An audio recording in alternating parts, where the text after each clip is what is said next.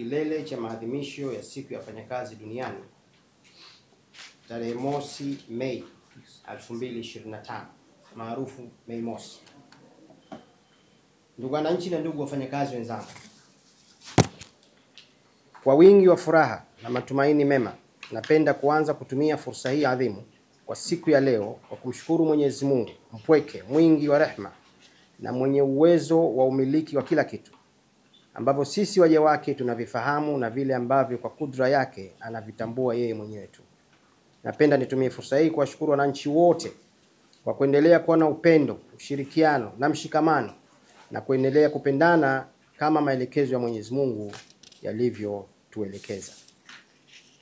Sote tunashuhudia siku hizi tulizo nazo tumekuwa tukiendelea kupata faraja na bahati njema ya mvua ambazo takriban kila sehemu ya nchi yetu imefika. Hii ni ishara nzuri katika maisha, hivyo ni vyema tuendelee kumuomba Mwenyezi Mungu ili mvua hizi ziwe ni zenye neema na mafanikio makubwa. Ndugu wananchi, nimefurahi sana kuwa nanyi hapa leo. Tunapokaribia kilele cha sherehe za Mei Mosi duniani, ni wakati muafaka kwetu sote kutafakari umuhimu wetu kama wafanyakazi na nguvu yetu tunapoungana. Mei Mosi ni siku ya kumbukumbu na kukumbuka mapambano ya kihistoria ya wafanyakazi duniani kote. Ni siku ya kuenzi haki zetu tulizopigania kwa damu na jasho, na ni siku ya kuangalia mbele kwa matumaini na azma mpya. Wananchi, kama mnavyofahamu, kila ifikapo tarehe mosi Mei ya kila mwaka huwa ni siku ya wafanyakazi duniani. Siku hii imewekwa kuwa ni mapumziko kwa wafanyakazi pamoja na wananchi kuadhimisha siku hii kwa shughuli mbalimbali. Kwa kawaida huwa tunaita ni siku ya kilele cha maadhimisho ya siku ya wafanyakazi duniani, ambapo kabla ya siku hii ya kilele, shirikisho la vyama vya wafanyakazi nchini kwa kushirikiana na ofisi ya Rais, kazi, uchumi na uwekezaji, jumuiya ya waajiri na washirika mbalimbali wa umma na binafsi huwa wanashiriki kwa pamoja katika matukio mbalimbali yaliyoandaliwa, ikiwemo bonanza la michezo, makongamano na semina, kuwatembelea wafanyakazi wastaafu na pia shughuli za usafi na mazingira. Zawadi mbalimbali hutolewa kwa washindi hasa kwenye bonanza. Ndugu wananchi, tumekuwa na utaratibu maalum wa kuadhimisha kilele cha siku hii kwa kipindi kirefu kwa mzunguko wa mikoa yote Unguja na Pemba, kwa madhumuni ya kuweza kuwashirikisha wananchi wote katika nchi yetu.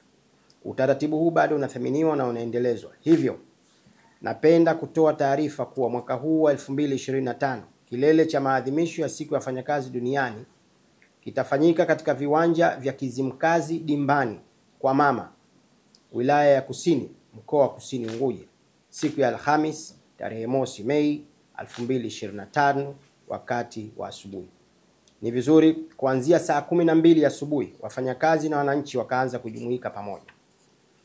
Maadhimisho ya mwaka huu wa 2025 yatafanikishwa kwa shughuli za maonyesho ya kazi na taasisi mbalimbali za umma na binafsi kwa njia ya mabanda huko Kizimkazi, na pia maonyesho ya kazi kwa njia ya magari yatayopita na kupokelewa na mgeni rasmi katika siku hiyo ya kilele. Ndugu wananchi, siku hii ni muhimu sana kwetu, hivyo kutokana na uzito wake kama desturi yetu ilivyo, mgeni rasmi katika kilele hicho atakuwa ni Mheshimiwa Rais wa Zanzibar na Mwenyekiti wa Baraza la Mapinduzi, Dr. Hussein Ali Mwinyi. Napenda kuchukua fursa hii kutoa wito kwa wafanyakazi wote wa taasisi za umma na binafsi pamoja na wananchi tujitokeze kwa wingi katika maadhimisho haya. Pia natoa wito kwa kuwaomba waajiri wote nchini kuwaruhusu wafanyakazi wao kushiriki na kuungana na Mheshimiwa Rais wa Zanzibar na Mwenyekiti wa Baraza la Mapinduzi siku hiyo. Ndugu wananchi na ndugu wafanyakazi, kauli mbiu ya maadhimisho hayo mwaka huu ni wafanyakazi tufanye kazi kwa bidii na nidhamu, tudai haki zetu kwa mujibu wa sheria, na tushirikiane katika uchaguzi mkuu kwa amani. Kauli mbiu hii imebeba ujumbe, fikra na dhana nzuri katika kuimarisha masuala ya kazi nchini, kwa kuwa Mheshimiwa mgeni rasmi ni rais wetu na ni mtu mtii, mwadilifu na mwenye kuthamini utu na maisha ya wafanyakazi.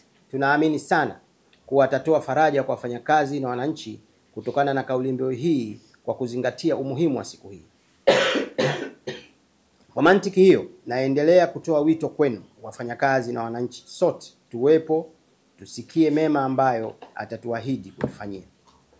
Ndugu wananchi na ndugu wafanyakazi, mafanikio ya maadhimisho hayo ni kwetu sote, tushirikiane kwa pamoja. Vyombo vya ulinzi na usalama vitaendelea kutekeleza wajibu wake kuwalinda wananchi wake.